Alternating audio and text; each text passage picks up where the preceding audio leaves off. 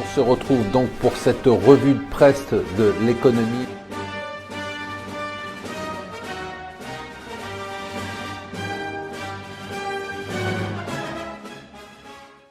Bonjour et bienvenue sur Mon Financier pour la revue de presse de l'Écho. Nous sommes le mardi 13 octobre. Le Financial Times nous dit que les marchés se cherchent.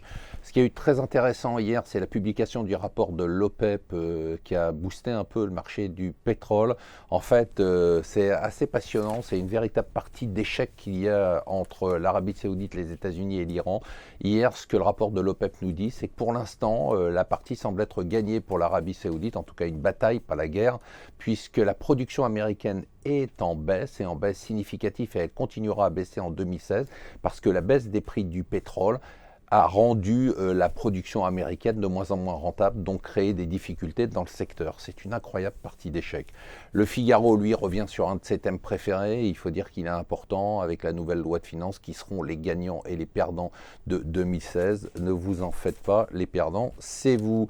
Le nouveau prix Nobel d'économie, Angus Deaton, c'est un Écossais à nœud papillon qui étudie plus que la macroéconomie, le comportement des ménages et notamment leurs habitudes de consommation, et c'est à partir de là qu'il tire des conclusions macroéconomiques. C'est assez passionnant. En tout cas, ce qui est passionnant, c'est qu'il est optimiste. Il dit arrêtez de dire que c'était mieux avant, ce n'était pas mieux avant.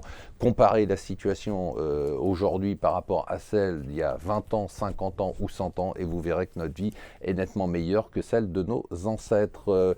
En tout cas, les jeunes, eux, nous dit le Parisien, restent chez leurs parents de plus en plus tard, surtout en Île-de-France où il reste 2 ans de plus qu'en province. Alors voilà, en ce moment, avec des taux à zéro, il faut surtout acheter des boîtes qui sont très très grosses. Si ça marche, vous êtes milliardaire. Si ça ne marche pas, ce sont les banques qui paieront.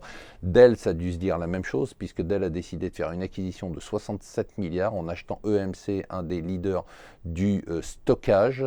C'est le plus gros deal dans la tech jamais réalisé et c'est financé par les banques. Youpi, tout va bien. Alors, le rapporteur au budget nous dit, écoutez, c'est bizarre, j'ai refait tous les comptes, mais le gouvernement annonce beaucoup d'économies, mais il manque 4 milliards que je n'arrive pas à trouver. Nous non plus, ça tombe bien. Et enfin, pour votre déjeuner à midi, eh bien, Uber lance maintenant Uber Eats, c'est-à-dire que vous pouvez vous faire livrer grâce à Uber vos repas à votre bureau ou chez vous.